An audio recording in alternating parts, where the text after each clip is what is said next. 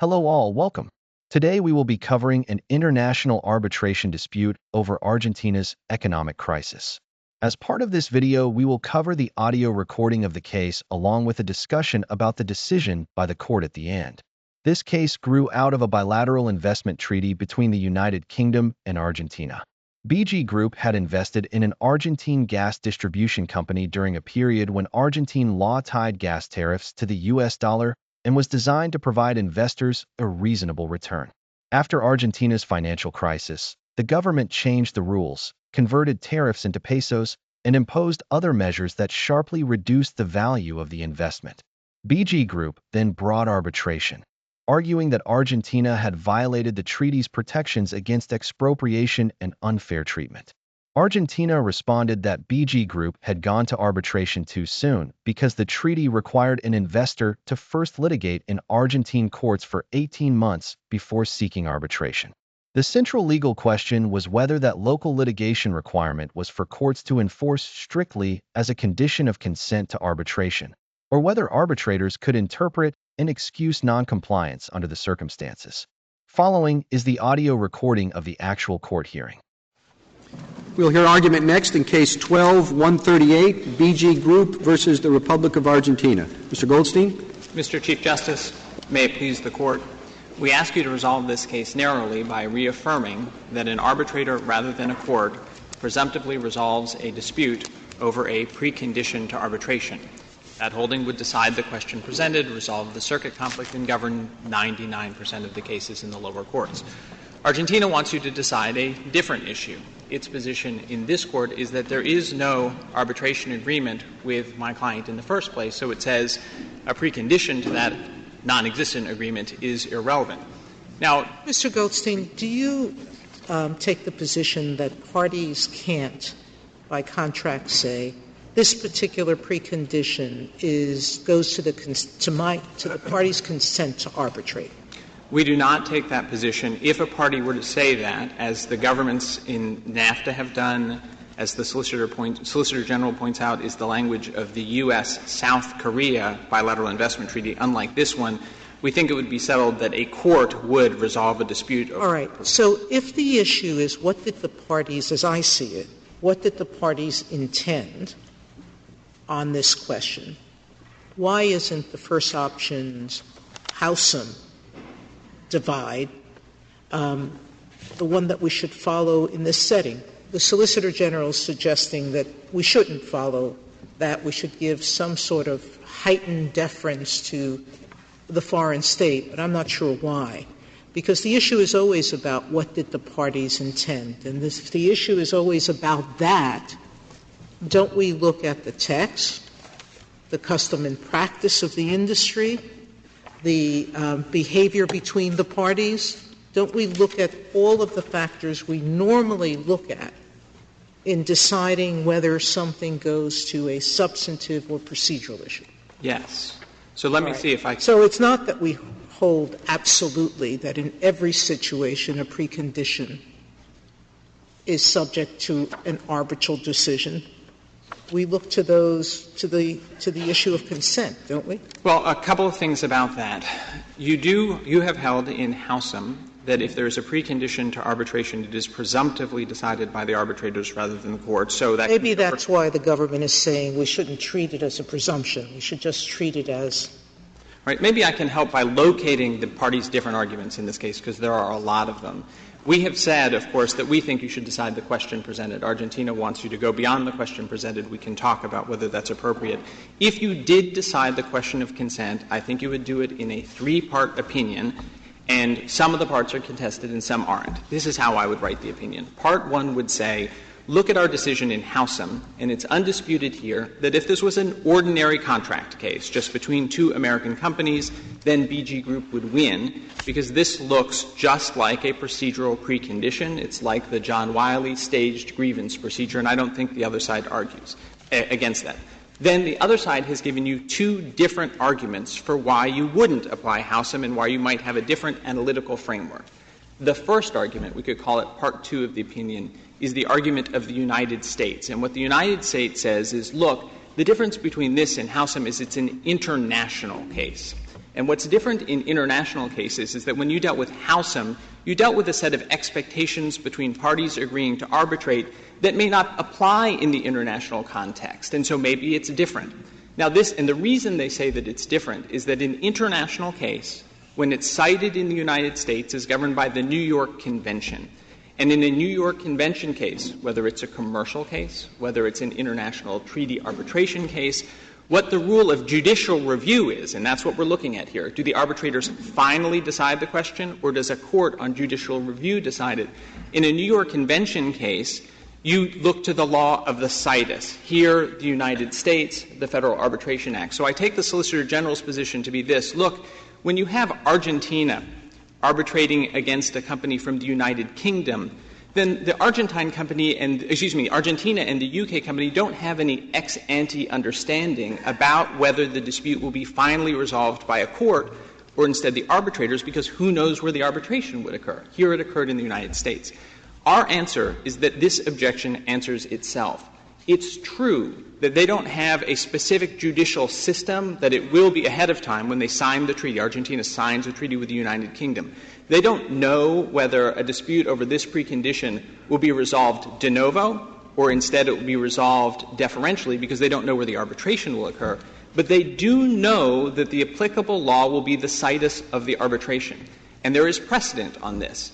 The government's argument here is about international arbitration governed by the New York Convention. There are 149 signatories to the New York Convention. There have been thousands of challenges to arbitral awards under the New York Convention. And we are unaware of any precedent from any country ever that says we are going to not apply our domestic set of rules, here the Howsam first options lines, because this is an international case. We know that — I'm not sure that this argument helps you, but it's your argument. But this arbitration took place in the United States because the parties agreed that's where it would take place, right? Correct. So your argument is that by agreeing that the arbitration would take place in the United States, they bought into U.S. arbitration law, no international modification. That's correct. And that is what has been true in every New York Convention case ever decided in the United States. And so far as we are aware, every case decided by every New York Convention signatory, because they are accepting a body of rules when you're trying to confirm or overturn the award. They agreed to put it here. That's how it works. See, I would have thought that there'd be an argument for saying that the first options principle shouldn't apply to to a bilateral investment treaty. The whole point of these treaties, as I understand it, is to take these disputes out of the courts because of distrust, at least of the courts of the country against which the claim is asserted, and put it in an international tribunal where some sort of standard international principles would apply. But that's not — you don't like that idea. No, that's part 3 of the opinion. I just haven't gotten there. Here's the reason why, and that is the government's argument about the New York Convention doesn't have anything to do with investment treaties. It's about the New York Convention, and so it would apply a company from Japan sues a company from Ecuador, and they arbitrate in the United States. So the government's position has very wide-ranging consequences for any international arbitration in the United States. Now, Argentina does make the argument that you've described, and this is the next part of the opinion. If we got past the government's position, which I don't think has any precedent for having a special international rule, we come to Argentina's argument. And Argentina says this. Look, the reason this isn't Howsam is that this is a unilateral contract, effectively, and that is we put our treaty out there, and now BG Group has to do something in order to create an arbitration agreement in the first place. Because we don't have an arbitration agreement with them, we haven't consented to arbitration, then because of that, call it a precondition, call it whatever you want, because an arbitration agreement hasn't formed, the arbitrators have no power to decide anything, and therefore you can't defer to their judgment. We would never expect them to have the power to decide anything, Argentina says, because there's no arbitration agreement at all. So that's the next part of the opinion, and it will get to the points you raised, Justice Alito. Could I ask you just a practical question? Maybe the answer to this is obvious. Is it too late now for you to begin litigation in Argentina, wait 18 months, and then pursue arbitration? It is not. There is a principle of latches, but there is an equivalent principle of equitable tolling. So it's true that we could go there. I do think ultimately it's a point in our favor because it shows how pointless this exercise is. We'll recall, of course, that while we could file a claim in the Argentine courts, The Argentine courts, of course, would have the power to do nothing at all. They couldn't bind us. They couldn't bind Argentina. They wouldn't have to decide the case in the first place. And then we would be back here. And the question is, if you have a provision like that, which is effectively go wait in the Argentine courts, does anybody seriously think that that determines your consent to arbitrate when it is that that act, going and sitting, can't have any effect on the case whatsoever? Do we really believe well, that's not true. There are numerous statutory regimes where Congress has decided, for example, it's valuable to give people a period of time to negotiate or discuss before you can go into court. The EEOC and other sorts of things saying, everybody, step back. You have to negotiate for 6 months or you can't sue for another 8 months. And a lot of times nobody thinks that's going to change anything, but you can understand Argentina or any other country saying, look, before we're going to arbitrate, try our courts. You may be surprised. Right? We would be, but, Mr. Chief Justice, my point isn't that it's not important. I'll give them that it's important. They negotiated for it. My point is that whether it's important or not doesn't tell you if it's a procedural step or a substantive step in terms of their agreeing to arbitrate with us. Let me just make clear where we are. Suppose we, or at least I, were to conclude that the Court of Appeals was right, that it is for the judicial branch to decide whether there's an arbitration agreement and a duty to arbitrate. Then I would further to conclude that given Argentina's position, they have waived the judicial requirement and that this arbitration should proceed. I can't reach that second question because it wasn't raised. Justice Kennedy, the way you would resolve that issue, I believe, is to get to Argentina's argument that it did not consent to arbitration, that there's no arbitration agreement in the first place. You would have to go outside the question presented to begin with. Remember, the question presented that you granted certiorari on to resolve a very distinct circuit conflict at the urging of the arbitration community was, what do we do if we have an arbitration agreement and this is a precondition to arbitration? If you were going to decide the antecedent question, the question before that, is there an arbitration agreement at all, which is my Part 3, it's the argument that Argentina is raising in this Court, then I think you have to carry it all the way through. Well, let me just put it. I think there is this is a close case. I think there is substantial merit that the United Kingdom Court is correct and that the Court of Appeals here is correct as to the authority of the Court to decide the issue. I also think they're probably wrong on the merits, but I cannot reach that second question. It wasn't presented. Well, I agree with you, Justice Kennedy, that if you were asking me, did the D.C. Circuit correctly interpret the treaty and decide that I misunderstood you. You have asked me, look, I see the D.C. Circuit's decision, which is 3 sentences long on the question of whether they can invoke this waiting period, and I see the arbitrators, they're the experts, it's much more substantial. If you accept the United States' argument to remand this case, which neither of the parties think you should, then you could suggest to the D.C. Circuit it reopen it. But otherwise, I'm going to agree with you, Justice Kennedy. I'm a believer that you should stick with the question presented and the arguments that are properly presented to you. Let me try, then, to deal with your point about the United Kingdom Court and the point about how courts decide if there is an arbitration agreement. We actually agree that you are obviously a court. You need to decide if there's an arbitration agreement here. You do decide that de novo. The point that I want to get to in the Part 3 of an opinion that I'm imagining is that there clearly is an arbitration agreement here. And I'm going to come to that in 1 second. I would just bracket the point about the United Kingdom. Remember that, as I said with the New York Convention, the United Kingdom has one system for reviewing arbitral awards. Switzerland has another. We have another one. What you need to look to, I think, is your own body of law, because each one of those systems is because of not some great principle. Mr. Goldstein, you have given us 3 parts for an opinion. Is it your position, essentially, that under this bilateral agreement, the case is to be decided by an arbitrator, not by a court in Argentina or the United States?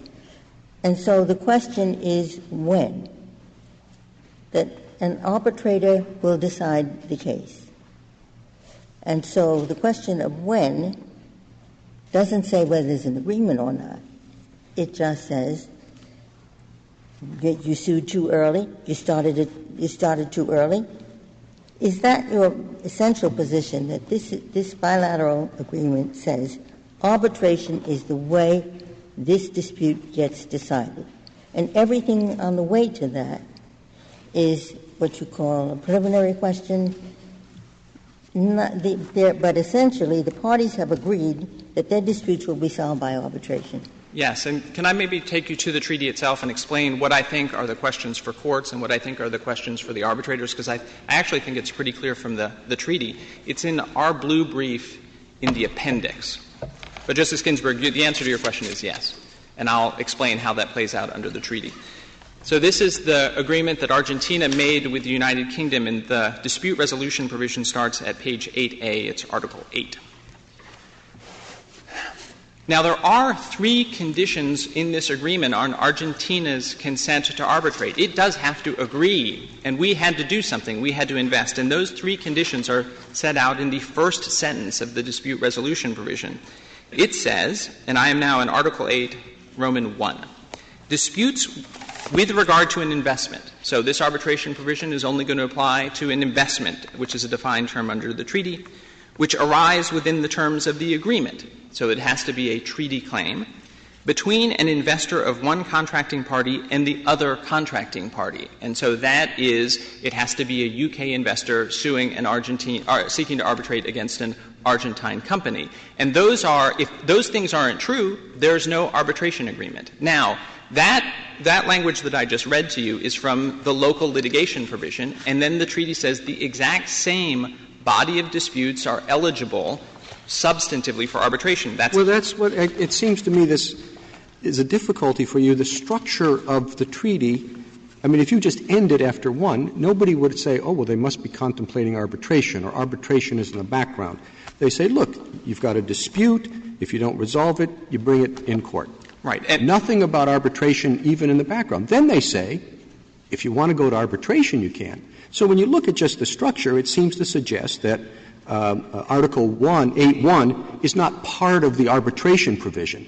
It stands there and say this is what you do, and then the arbitration kicks in later. I'll agree with that, but I just don't think you can ignore the rest of it. And so let me explain why that's true. So as I said, those 3 conditions apply to the arbitration provision. So I'm at the top of 9A. The aforementioned disputes, those are the ones that meet the 3 conditions, shall be submitted to international arbitration. And then, Mr. Chief Justice, it turns immediately to the relationship between the local litigation and the arbitration. And it's common ground that in the example that you gave, if you had just Part 1, and I just think it's a really important by you, Mr. Chief Justice, and that is, if this provision said, go litigate in the local courts, come what may, this would be a completely different case. But this provision is wildly different from that. It says, go to the local courts. Whatever they do, it makes no difference. It cannot stop the case. It can't change the issues that will be arbitrated. It can't have any effect on the arbitrator's decisions. It is exactly like a waiting period, which exists in every international your argument would be better there if this was Article 8, arbitration of disputes, or, parties can arbitrate, but first they must do this. No, it just says, settlement of disputes. The first thing is you can go to court here.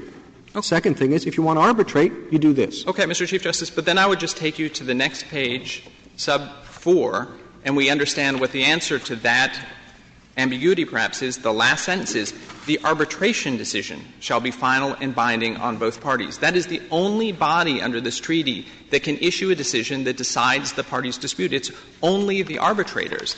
Now, if you want to accept the invitation to arbitrate that is in 8.2. If you don't, if you go to 8.1, which doesn't say anything, then presumably the decision of the tribunal will be binding. Fair enough, Mr. Oh, no, that's not quite right, Mr. Chief Justice, because remember, imagine that we went to the Argentine courts, and for the first time ever, we won. And so that an Argentine court told the Argentine state, we actually think you should pay this company $200 million. What would happen then is that Argentina can take the question to arbitration. Nothing about the local court's decision binds anyone. There is never a point at which you can say that the investor will abide by or be bound by a decision of an Argentine court under the system. That's what's so unusual about it. Perhaps I can explain why it's there, because it is odd, I will tell you. And I will tell you that in deciding this question that Argentina is adding to the case, in the context of this local litigation provision, it is a very strange vehicle to do that. There are only 1% of bilateral investment treaties have this provision. It's a historic remnant. It is in the first 15 bilateral investment treaties that Argentina agreed to. It's in 9 of them. In the subsequent 40 of them, it doesn't appear at all. Again, a good example of how it isn't really a condition on their consent. And it is a remnant of an era of espousal. It used to be the case before these treaties that an investor in BG's position would have to go to the Argentine courts. And when Argentina first created the investment treaties, it kind of liked the idea that you had to spend some time in the courts, but no one would agree to the treaty. This is Justice Alito's question earlier. No one would ever agree to these treaties if they didn't know that the decision maker would be the neutral expert arbitrators. And so it just has this you have to wait in court feel to it. But it is absolutely critical that we look at the substance of the provision. It's very much, Mr. Chief Justice, like the John Wiley case, which was structured. 1, you will have step 1 of our grievance process. Step 2, within 5 days, you have to go to our next step of the grievance process. Step 3, then you can go on to arbitration. It could have stopped theoretically at any of those. If you had given up at step 1 or 2, you would well have been bound by it. But the question you were being asked here, if we could just return to you're trying to decide this de novo or instead defer to the arbitrator's interpretation of whether this litigation provision is binding, is fundamentally, when Argentina went into this treaty, did it think that the arbitrators were going to resolve the disputes? Right? Did it expect — it's a question of consent, Justice Sotomayor — did it expect that the answers to these questions would come from the arbitrators or instead the courts? And when we are talking about the process for getting it going, Justice Ginsburg talked about the timing. Do you have to do this for 18 months? There's another provision here about 3 months. The natural understanding is that there is an arbitration agreement. Argentina knew that it could only get this treaty if there was a guarantee to the investors that they would be able to arbitrate, and so expects the arbitrators to decide this. Imagine Argentina's world, if you will. Argentina's world is that every timing question, whether something has to be filed on blue paper, I have no idea what the line they want to draw is. Every procedural step is instead a condition on its consent to arbitrate. And that doesn't seem to make any sense at all. There have to be procedural prerequisites. And Argentina would recharacterize this as I said, a unilateral agreement. So it's like Argentina says, posts a sign on a pole and says, if you pay me if you find my dog, I'll give you $100. And so you have to perform an act. And it says we have to perform an act here. We have to go to the local courts, or otherwise there's no agreement at all. Well, a few things about that. Arbitration is not a dog.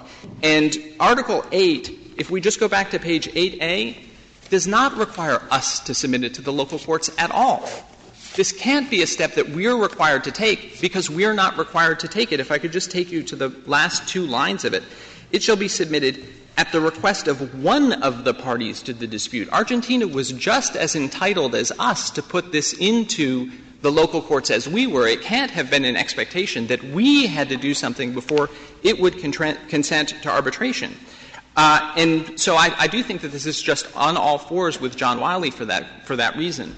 The only other thing that has been put on the table in front of you is the question of whether Argentina's sovereignty should make a difference here. And this is kind of the second theme of the brief of the United States. And I would say about that the Foreign Sovereign Immunities Act, which was discussed, of course, in the last argument, has an express waiver of sovereign immunity for arbitration awards that's controlled here. And when the Solicitor General's representative speaks, if that person were to talk about what the treatment of these issues in other countries is, we are unaware, again, of any country in the world where the arbitral system of review in the courts changes in the slightest because one party happens to be a signatory to a treaty. And that makes a ton of sense. Again, this is fundamentally a commercial relationship. Argentina knew that it couldn't, in the crisis that gave rise to these investment treaties, Argentina couldn't get the money to come into the country if it hadn't agreed to arbitration. Counsel, what do you do with Wintershell? So, Your Honor, I think that there are a variety of cases out there that deal with the question in other jurisdictions of different ways of reviewing arbitration awards. And those are unique to their own arbitral system. We've cited a decision from France, for example, that follows your Howsam line. The important point I would make is that there is, when the other side points to decisions in which a court reviews de novo a jurisdictional ruling of an arbitral tribunal, None of those decisions are unique in any way to the fact that it was an international arbitration or an international treaty arbitration. Their international rule, the UK rule, the rule in lots of other countries, is simply about arbitration.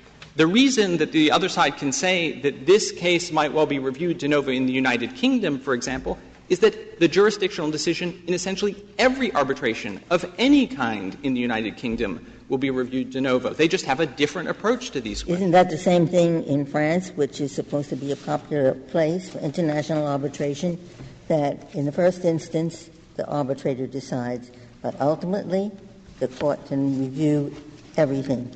That is not the most current view, Justice Ginsburg. In a case called Nihon Plast, which was the most recent Court of Appeals decision in France in 2004, the Court adopted the procedural substantive distinction that very much parallels Justice Breyer's opinion in the Howsam case. But even if it were the case, it's because the French have their own approach to arbitration. We have a system that says, look, if you can always run off to court because of any of these procedural objections, it has to be on blue paper, you didn't wait the right 30 days. Another great example would be in lots of arbitration provisions, you have to submit a sufficiently detailed statement of claim to the arbitrators.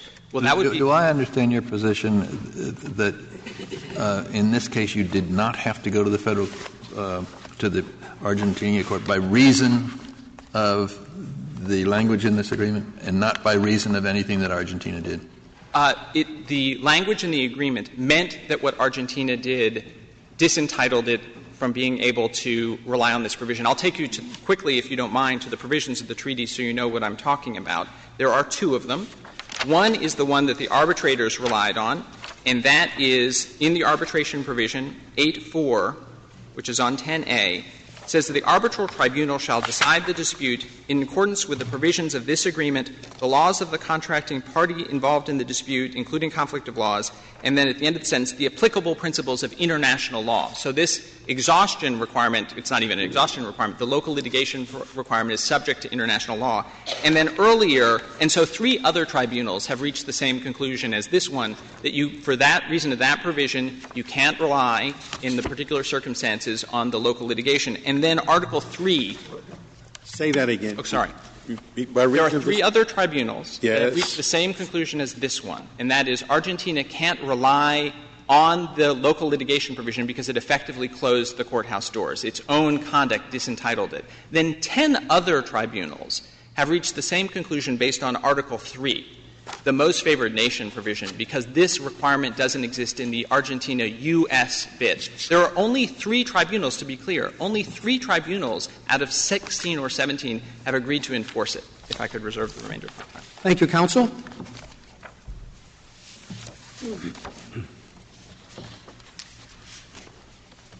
Ms. Anders?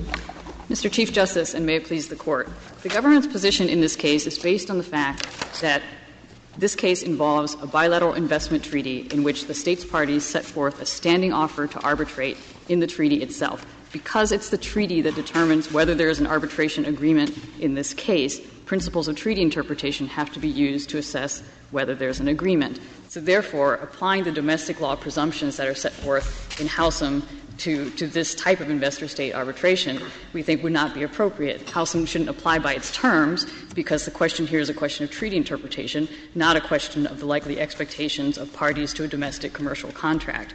I must say I don't follow that line of argument. I mean, it seems to me the treaty sets the framework for an agreement, but it is ultimately the agreement that governs.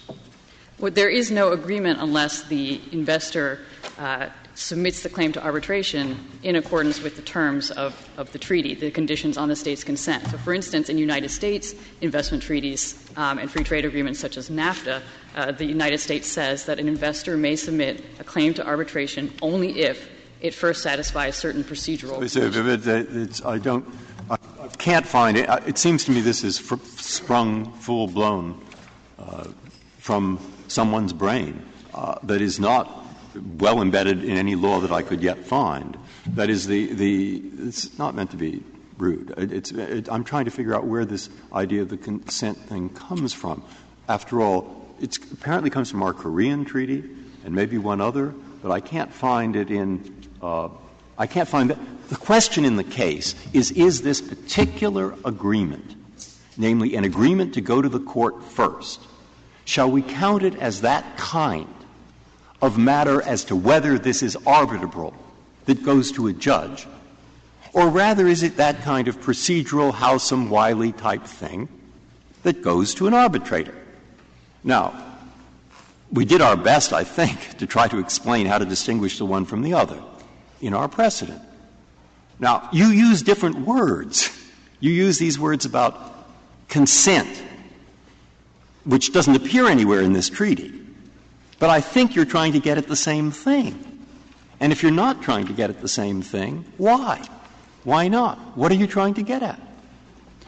Well, I think the reason that applying Howsam and its presumption that certain procedural type requirements, like notice requirements, would be decided by the arbitrator, the reason that would risk subjecting a state to suit without its consent is that in investment treaties, what the states do is they say we will be subject to arbitration under certain circumstances, but they also place limitations on their consent to that adjudication in order to satisfy important sovereign. Are you so if, in fact, there was a that state that said, look, they don't say anything in the treaty, but it turns out for purposes of counting time limits, for filing a brief, they count Saturdays, but they don't count Sundays. All right? And the government says, quite sincerely, if we had known that they were going to do that, we never would have agreed. I'm trying to get an example of something that is as purely procedural as I can imagine, something no one in his right mind would think a judge rather than an arbitrator should decide. But under your rule, you're going to say the judges decide that and not the arbitrators. Well, and that's what is bothering me about your rule. Well, they decide them because the state sets forth in the treaty itself that these are limitations on their consent. So well, by the way, in the treaty itself, you can have dozens of things, as was true of Howsam. We will follow the UNCTAD, the UNCI, or the AAA rules. And you look up AAA rule number 1872B, and it says just what I said. Okay? So now it's in the treaty itself. And why should that matter? Because, for instance, what the United States has done in negotiating its treaties and free trade agreements for decades in every one of these agreements is it has said we need to limit the circumstances in which we are I've only found to two, by the way. One was Korea, and I can't remember the second. Well, we cited in our brief the Korea. But in any case, you and explicitly say these are our conditions of consent. And you raise the question to me. You don't answer it. Because suppose one of those conditions had to do with blue paper rather than white paper. Suppose that they were just what I said. Nobody still would think the United States was resisting arbitration on such a matter. Well, to give you an example of a condition that we've actually used, NAFTA requires, as a condition on the United States' consent to arbitrate, that the investors, when they submit the claim to arbitration, they waive their right to pursue other remedies. And that satisfies very important sovereign interests that we have in not being subject to parallel. Here you're putting ourselves, I gather, that the UN rules, the AAA rules, the scholars who file our briefs, the doctrine of competence, whatever that might be, is in fact far broader than what they want. It submits virtually every question of arbitrability to the arbitrator. And the United States is taking a position quite contrary, I guess, to most of the world. I don't think that's correct, Justice Breyer. What we are saying is that when a condition goes to consent, whether it is fulfilled or not, how do we know that? The question is this litigation preliminary going to the Argentinian court? Is the litigation preliminary a condition on the consent to arbitrate a dispute? What is the answer to that question in the view of the United States? Well, that's a question of treaty interpretation, and this Court has said that you look to first the text, but you also look so you've done all that. And what is the United States? The United States is saying, you should look to all these sources and then answer the question, is the litigation preliminary a condition on consent to arbitrate the dispute? So after looking at the sources that the United States is telling the Court it should look to, what is the answer of the United States to that question? Well, the United States doesn't feel that it's appropriate for it to express a definitive view on that question now because the parties have not argued this really as a question. Well, I would feel better about that argument, Ms. Andrews, if you had at least suggested how we should And I go can give you about a- deciding that question? Yes. Because you read your brief, and I don't know what a consent-based objection is. In fact, you say consent-based objections can look very, very procedural, and it's still consent-based. Or it might not be consent-based. So all the techniques that we use in the Howsam first options line of cases seem to go out the window and not be replaced with anything else. I don't think that's right. I think what you look to, just looking at the text, you could look to whether the text expressly calls something a condition on consent. So, for instance, in NAFTA, NAFTA says that there are certain conditions precedent. That's no different from the rules we apply when there isn't a treaty, of course. I mean, if the arbitration agreement said that the agreement is conditioned on, of course. So what else? What different rules would you apply other than the common sense rules that we use for arbitration agreements? But you would also look possibly for mandatory language in the treaty. So, for instance, if the treaty says that we would look to mandatory language in the arbitration agreement.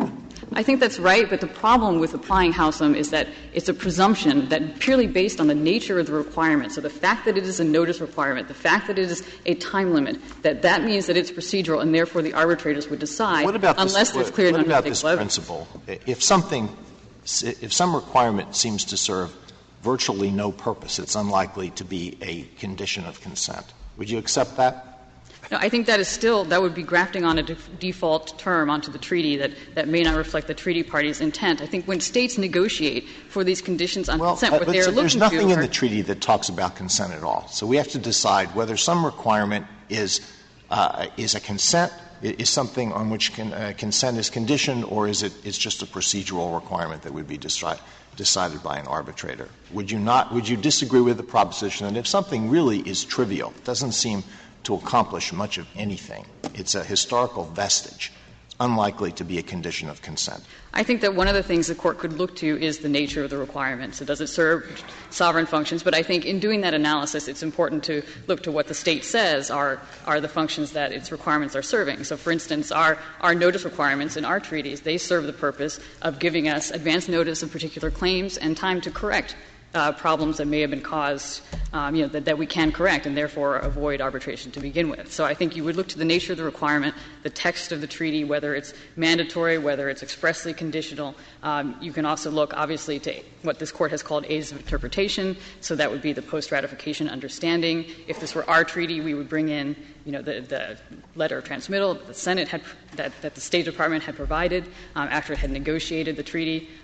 There'd be a lot of information like that a court could look to. And I think, as the Court noted in the Sumitomo case, you can have similar language in similar treaties that have different meaning because there's different negotiating history, or the aids to interpretation point different ways. So our point here is that it's a matter of treaty interpretation and that you simply have to look to the text. What's wrong with the House? Something I'm being a little defensive here, but I didn't think there was the presumption you're talking about.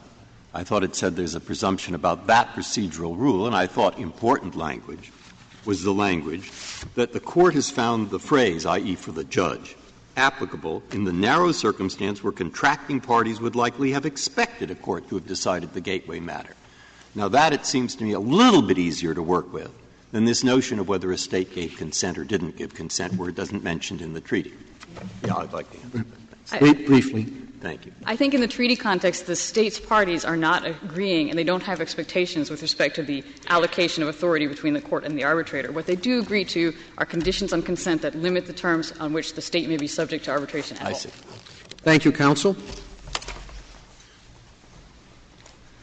Mr. Chief Justice, and may it Mr. Black. please the Court.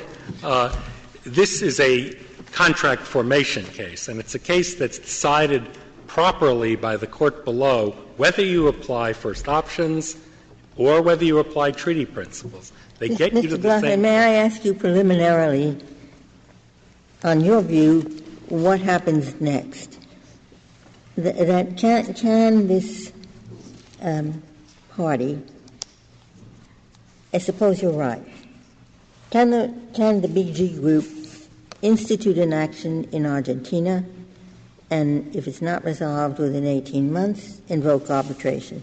Absolutely yes, and my friend conceded that. And if it is resolved, but not to BG's liking, then there too BG can invoke arbitration.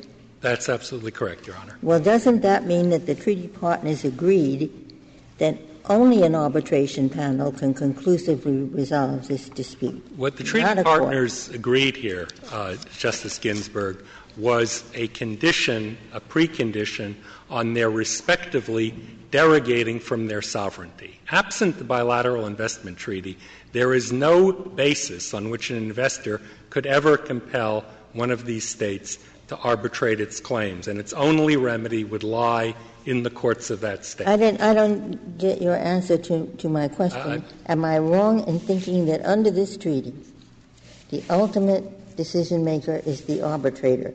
There is no provision for the court to be the ultimate arbiter of the controversy? It depends on the issue. The arbitrator will decide the merits, assuming the offer to arbitrate has been accepted according to its terms, which was never done here.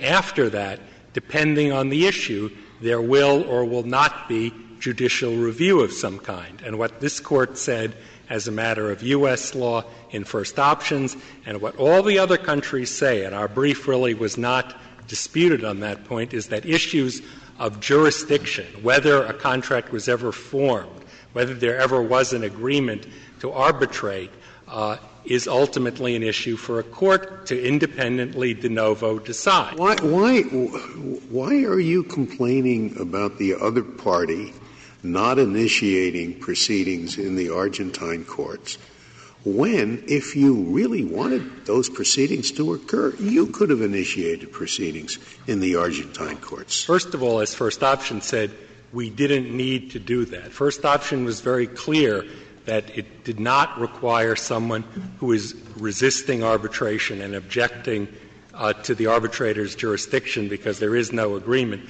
to run to court, which would also be very bad policy. We don't want people running to court. We want them to try in arbitration, but subject to judicial review if the arbitrators get it wrong on the fundamental jurisdictional question. Now, I must say I don't understand that. When you're appealing to a condition for the thing to occur, and you can bring that about as readily as the other side, it's dog in the manger comes to mind. No, we weren't the aggrieved party, Justice Scalia. We were not seeking relief. They're the ones who are complaining. We're the putative defendant, the respondent. There'd be no reason for us to go to court. What our offer to them was, first of all, you have to go to our courts for 18 months. And then it says in 8.2, and it refers specifically to the aforementioned disputes, i.e., those disputes that have been brought to our courts, those aforementioned disputes can then be arbitrated, quote, under the following circumstances. And the first of those in 8.2 A1 is waiting the 18 months, and then quite importantly, or in 8.2b, the parties can separately agree to arbitrate. Well, if they don't separately agree to arbitrate, which did not occur here, you have to go through A1, which is either wait the 18 months so the local court can try to deal with it, and I'll tell you why that's important in a moment, or the local court does actually adjudicate it, and then the party who's unhappy with that does have the right then and then only to go to arbitrate. And that's the temporal sequence that the D.C. Court talked about, and it's set forth in the structure of the treaty that the Chief Justice talked about. You go 1, 2, 3. They're in order for a reason. That's the D.C. Circuit treated this as there is no agreement until you go to the local court first. That's correct. The argument is that there is an agreement to arbitrate. That will be the method of dispute resolution. You have to take certain steps before. So you have to go to the local court. But why isn't the dispute settlement mechanism decided on by the parties arbitration? And then what you have to do before that is in the nature of a procedural condition. I don't think that's the correct analysis, Justice Spencer, because the dispute resolution mechanism, which is, again, is an offer, made by two states. Mr. Buckman, can I just ask you to assume for a second that that's not so? If you had if BG and the Republic of Argentina had itself entered into this agreement, would you agree that this is a typical Howsam kind of provision? I would actually not, Your Honor. Howsam, let's talk about the facts of Howsam. There was no dispute that there was a contract between the Howsams and the broker-dealer to arbitrate under the NASD rules. Those NASD rules themselves contained an eligibility requirement that the claim can't be more than 6 years old. And those same rules also said the arbitrators get to decide about the interpretation and application of our rules. So it was a classic situation. So how do you distinguish John Wiley, which I think has two components, and the second cuts against you? And the first cuts in our favor, Justice Sotomayor. That's exactly right. My friend kept talking about John Wiley as involving only the issues of procedural preconditions. But the first part of John Wiley, where the Court says quite clearly you have independent judicial review, has to do with whether there is an agreement to arbitrate at all between the parties. In that case, the party sought to be pulled into arbitration against its will was a successor, and the issue which the Court independently decided was, is that successor a party? Everybody's getting to the same question, I think, but I haven't quite heard the answer. Of course you're right, in many countries, the question of arbitrability, that is to say, is there a contract, is for the Court.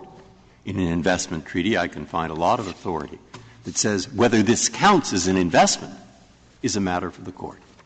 But the question in front of us, is this that kind of decision? Is it one for the Court, or is it one for the arbitrator? And to just summarize why it might be for the arbitrator, A, it's procedural, but that's not sufficient. B, it refers to whatever it is, UNCTRAL? Yes. It refers to their rules. Their rules provide all matters of competence over the arbitrator. The scholars have done exhaustive work saying most countries think that. The doctrine of competence competans goes further. And you also have the AAA rules which say the same thing. So those are all against you. For you is the position of the item in the document, first and foremost. All right. I'm trying to summarize what I've got as the arguments for and against. Now, what do you say to make me think there's even more for? I agree with you. The text is key and the text controls. However, I strongly disagree, with all respect, to your statements about competence, and what other countries do, because we have shown essentially without dispute here, and this is in the third restatement, and it's in the case law of all these other countries, that competence, or competence, or if you say it in German with a K, all that means is the arbitrators get the first crack at it. Yeah, so I agree that's not the last word. But those are not relevant. I mean, those are relevant. I'm saying they would go farther. And I think in what I've seen so far, it gives on certain kinds of procedural gateway questions deference to the arbitrator, which is what is at issue here. And now I'm back to the same question. What is your evidence from this contract that this is not the kind of gateway question that is for the arbitrator? This is, and again, my friend conceded this is an offer to a unilateral contract. How does a unilateral contract get formed? And here we're back at our basic contract formation principle. I don't think he conceded it. He conceded that was your argument. No, I think then I misheard. There's a subtle difference between I misheard him then, and I apologize, Justice Scalia. But this is, in fact, if you apply ordinary contract formation principles, as the Court says you must do in First Options and in Granite Rock, if you apply those principles, this is classic offer, and the offer, we all know, has to be met by an acceptance on those terms, not on other terms. Well, you said a few minutes ago you were going to explain why this local litigation requirement is important. And that is important to me because I don't see what it accomplishes. I can understand a waiting period, but this is more than a waiting period. No. You have a party who doesn't want to litigate in the courts of Argentina, doesn't think it's going to get a fair shake there. What is the point of requiring this? Now, I understand it's a requirement, but if it's not very important, if it isn't going to achieve anything, that seems to me to weigh against the conclusion that it's that is a condition of consent.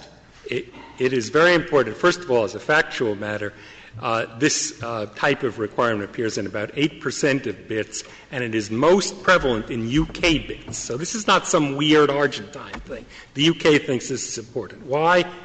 A number of reasons. First of all, a lot of these investment disputes, in fact, the vast majority, involve challenges to some local law, some local regulation, and you want to have the local court have the first look at construing that. Just as you would construe a statute before you reach the constitutional question, the local court can illuminate the dispute, the investment treaty dispute, by saying, what does our law actually mean? Is our law legal under our Constitution? That's one thing. That's very important. Just it can narrow before the time expires. But I don't understand. I don't know what the procedure is in Argentina. Let's assume their civil procedure is like ours. So you say they have to file a complaint. All right, they file a one-page complaint. They do the minimal necessary to keep the case alive in court. Maybe they don't even do that because they don't care. They don't want the thing to be decided. All they're doing is running out the 18 months. What is achieved by that? Well, but that's their choice, which they, in fact, made here, not to avail themselves of the procedure. Let's say they avail themselves of the procedure in only the most perfunctory way, so as to satisfy the 18-month requirement. Why should my client be punished because they don't diligently pursue a requirement of our offer? They say, actually, in their brief, in one sentence, we accepted the offer, and then the next sentence, virtually, they say we elected not to follow. Could you finish your answer? You're not answering my question. I'm sorry. What is, if they do not litigate the matter in such a way as to get a decision on any of these local law issues, they just keep it alive perfunctorily for 18 months, what is achieved by that? Well, they've complied with it, but more importantly, it's what could be achieved if they sort of wanted to achieve something, which is, as I said before, constructions of local law that would bear on the investment dispute. That's important. Narrowing issues, making determinations which are not binding, but which are nonetheless perhaps instructive and helpful to the arbitrators. That's another issue. Settlement is another issue. We talked about waiting. We have EEOC. You first have to go to the commission because the dispute sometimes gets settled. If it doesn't get settled, as I say, it can be narrowed. All kinds of things that would be helpful to an ultimate arbitration. They could win, by the way. Mr. Blackman, could you sort of indulge an assumption for me? And the assumption is that if this provision were in an agreement between two parties, we would treat it as a Howsam-John Wiley kind of provision. In other words, we would say that this is just a procedural rule. That's the side of the line it falls on. So my question to you is, why should this be any different? You're treating yourself as though you never made an agreement. But in fact, you did make an important agreement. You made an agreement with the UK, the entire point and purpose of which was to allow UK citizens to bring certain kinds of disputes before an arbitrator. So once we have a UK citizen with the right kind of dispute, it seems to me you're just in the position of any other person who's agreed to this provision. And in my assumption, if it's a John Wiley-type provision, it should go to an arbitrator. I have a number of responses to that, Justice Kagan. First of all, I don't think it is just a John Wiley sort of I know, but I said agreement. just assume that for me. And tell me why you are in a position where some other result should go into effect. Well, it's kind of assuming the conclusion. If this is just John Wiley, that's a hard case for us. But the structure of the treaty, with all respect, demonstrates it's not. And that would be true even if this was, in fact, a contract between us and BG. If we had a contract with BG that says you have to sue us first, okay, and then after 18 months you can arbitrate with us, I don't think we would just assume that that translates into you have to arbitrate with us. They're really suggesting here, Justice Kagan, that this elaborate provision boils down to Argentina promises to arbitrate all investment disputes with BG. Well, the problem is Please. You're confused. It's a point on which I'm regularly confused. You just said if we had this provision in a contract with a private contract, it said you must sue us, but there you have already a formed separate agreement to arbitrate. And it seems to me clear that those, whether you call them preconditions or whatever, that the argument that that's for the arbitrator to decide, they may well decide that, you didn't comply, so you don't get to arbitrate. But it seems to me typically under first options in Howsam, that is for the arbitrator. Now, what makes it distinct in your case? What is it? Just the order that they're in, or what? Well, or is it something special about a sovereign's agreement? It's kind of all of the above. It's the text, the fact that it is in fact an offer by a sovereign rather than a originally bilateral agreement with the private party. But it's also, and this is much of what the case hinges on, is this an issue of contract formation? If it's an offer, it has to be accepted on its terms. And those are formation issues that are just different in construing an existing agreement. It all gets down to the question, how do we tell, the contract formation from the blue paper, right? I mean, if it says, we agree to arbitrate and we do these rules, and those rules say you have to have on blue paper, and it's not on blue paper, they said, we didn't agree to have it not on blue paper. How do we distinguish between those two scenarios? I think you have to kind of look at the language. And here, with all respect, it was clear to the circuit, we think it's clear, that the consent, which remember, absent which there would be no arbitration. This is a sovereign, going back to sovereign immunity in our earlier case, where consent is expressly put. The word consent is not used, but the clear language of the text and the implications to be drawn from it clearly show that the sovereign is not willing to arbitrate absent the 18 months recourse to its courts. You should view that as a condition precedent to a unilateral contract that must be accepted by action. And the action is to bring the suit in the local court and wait 18 months. An analogy which may not be helpful, but I thought of it, so I'll give it to you. If I'm looking for someone to paint my house and I make an offer to him, I say, I'll hire you to do it if you post a bond. That's an offer to a unilateral contract. He has to post the bond. He can't say, I really don't like the bond, or you want a $20,000 bond, which is in my offer, but I'll give you 10. Now we have a contract. But let's assume we now make the contract, and I have progress payments in the contract. Now we have a signed agreement between us that says I'll pay you, $10,000 per floor. That's the kind of condition precedent within the contract that Howsam perhaps addresses. But the first one is the formation issue that First Options addresses. Did the Kaplans ever make a contract? What would happen in this case if there was a judge's strike, so none of the courts were operating in Argentina? What would happen then? Well, all you have to do is actually file. So even if the courts weren't operating, which is an extreme hypothetical, all you need to do is file and wait the 18 months. No, but the clerk's office is closed. Yeah. Clerk's office is closed, too. I suspect that there would be a very strong case to be made to the arbitrators that if the claimant, unlike here, did everything it could to comply, and here, remember, the claimant deliberately, quote, elected not to comply, the arbitrators might well find that the condition was excused, and a reviewing you can't say that. You can't say that. There's no arbitration agreement under your. Well, there's going to be an arbitration in the first instance. Your whole argument gives me intellectual whiplash. You have to say, well, you have to go first to the court because that's what the arbitration mechanism provides. But there's no arbitration mechanism. No, but in this case, what would happen would be what happened in First Options and often happens. One party invokes arbitration. The other party says, I never agreed to arbitrate with you.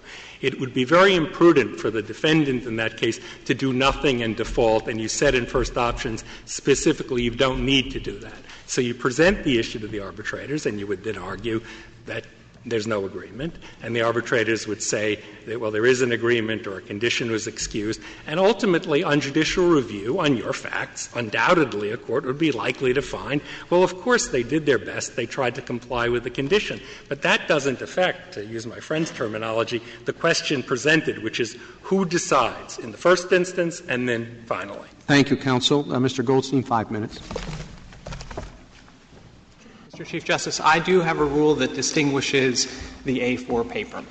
And that rule should be, and we think it does follow from the analysis of Howsam, which is just a thinking about when people make agreements and what they expect, is that an arbitration agreement is formed and a party consents to arbitration when they guarantee that the ultimate decision can be made by an arbitrator, not a court. It's forum selection. We're going to have the ultimate decision made by the arbitrator. And that rule is applied in the investment treaty context as follows, and it is there is consent to arbitration when the investor is guaranteed that their claim can ultimately be decided by a court, and the state can't force it to be ultimately by an arbitrator, and the state can't force it to ultimately be decided by a court. And I'll show you where that rule, how that line is divided in this treaty. And that is, I gave you the three conditions at the beginning. Those are not A4 paper. You have to be a UK investor, you have to have a treaty claim, you have to be suing another party to the treaty. And if those aren't true, then there is no arbitration agreement, and Argentina has every reason to say, I have no idea why these arbitrators are here. This person's from Ecuador, not from the United Kingdom. But on the other things, at that point, once we are a UK investor and we've invested in Argentina, that's the performance that's required. Once we did that, then we're protected by Article 8, the dispute resolution provision. And you look at Article 8 and you say, okay, does that guarantee that you have the right to ultimately have it decided by the arbitrators, or can Argentina actually insist that it will be ultimately decided by a court? And it's the former. We made clear, I think, and nobody disagrees, that they can't force us to go into court and wait for that ruling, take that ruling in any way, shape, or form. Now, my friend says that, look, this is like a unilateral agreement. And this is like where I say, I'll hire you to paint my house if you post a bond. Well, that's a terrible argument for them, because this treaty reads as if he was saying, I'll let you paint my house if you post a bond or I post a bond. Because remember, the thing they want us to perform on supposedly is something they can do too. Who ever heard of a unilateral agreement that was conditioned on either party doing something? There's nothing they're waiting for us to do. They say that only the complaining party can bring a lawsuit. Evidently, they have no declaratory judgment procedure in Argentina. That I don't believe that's correct, Justice Scalia. I was going to ask him that. I see. I believe the answer, when this was put to them, his answer to your question was, I just don't have to do that. His view was, and it's a perfectly fine position to take, and that is, he's not going to help me win my case. Fine. But it does describe whether this is a condition on his consent, that he could do it too. And if he could do it too, it can't be something he's waiting for me to perform at all. I would also say that on this question of whether it has any value, all that you got, Justice Alito, was that if I were to pursue the case in the Argentine courts, maybe something would happen. We might learn a little about Argentine law. First things first, I don't have to pursue it. Remember, his whole point is, when asked if the courts were closed, is I just have to put the piece of paper down. So if this were a treaty provision that actually involved litigation, involved exhaustion of remedies, where we might learn something, that might be a different case. But this is a waiting period in an Argentine court. And remember as well, these are treaty claims, and it is perfectly clear and undisputed that the local court, even if it decided the treaty claims, their ruling would not bind the arbitrators. And so he says, well, hey, we might win. I'm not so sure you don't have to do anything. You can just submit the paper. It says you have to submit it to the decision of the competent tribunal. And if the submission requires, okay, now you have to file your brief, and you say, I'm not going to, I'm not sure that you've submitted it to the tribunal for its decision. Well, Mr. Chief Justice, I will then say that's a possible argument. But let's figure out who we would ordinarily expect to figure that out. This is a treaty provision. It's the experts involved in treaty interpretation are the three neutral arbitrators who really do this every day. It's what they do. They have enormous expertise in interpreting treaties. And so you might say, and it would be a perfectly valid interpretation, well, maybe submitting it to the local court requires some activity. But do we really expect, when the UK and Argentina entered this treaty, that would actually be the Supreme Court of the United States that would be deciding that question, or instead the arbitrators? And if you believe it's the arbitrators, then we win, because it's the kind of procedural question that we put to them purposefully. That seems to me to be totally circular in begging the question. I don't know that a sovereign would be anxious to submit its sovereignty to 3 international law experts. And surely they wouldn't, Mr. Chief Justice, but that's the point of the treaty. Remember, my friend said, look, if it weren't for this treaty, we could never sue them. That's the reason there's the treaty, because if there wasn't the treaty and we couldn't get relief from them, we would have never invested. And so the whole point of this treaty is to put these disputes into arbitration. There's no special substantive rights in these treaties. They're all customary international law. The thing that matters in this treaty, the thing that matters in all the treaties, is I don't have to have my case decided by an Argentine court. Thank you, counsel. The case is submitted. That concludes the audio recording of the court proceedings. The court ruled 7-2 for BG Group. Justice Breyer wrote the majority opinion, joined by Justices Scalia, Thomas, Ginsburg, Alito, and Kagan, with Justice Sotomayor joining except for one part. The majority said that when a treaty-based arbitration clause functions like an ordinary arbitration agreement, courts should apply ordinary arbitration principles. Under those principles, the treaty's requirement that the investor first go to local courts was a procedural precondition that arbitrators, not judges, were primarily responsible for interpreting. Because the arbitrators concluded that Argentina's own emergency measures made local litigation effectively unavailable or futile, the award could stand. Justice Sotomayor concurred in part, agreeing with the result, but declining to join the portion of the opinion that discussed a broader treaty consent issue she thought unnecessary to decide. Chief Justice Roberts dissented, joined by Justice Kennedy. He argued that the treaty made Argentina's consent to arbitration conditional on first pursuing local litigation, so courts had to decide that issue independently rather than defer to the arbitrators. In his view, BG Group never satisfied the condition for arbitration. This concludes this presentation. If you have thoughts on this case and judgment, do comment below the video. Also, to receive notifications of future cases, be sure to subscribe to the channel. Please share the channel link with your friends and peers that you think may be interested in or benefit from it. Thank you.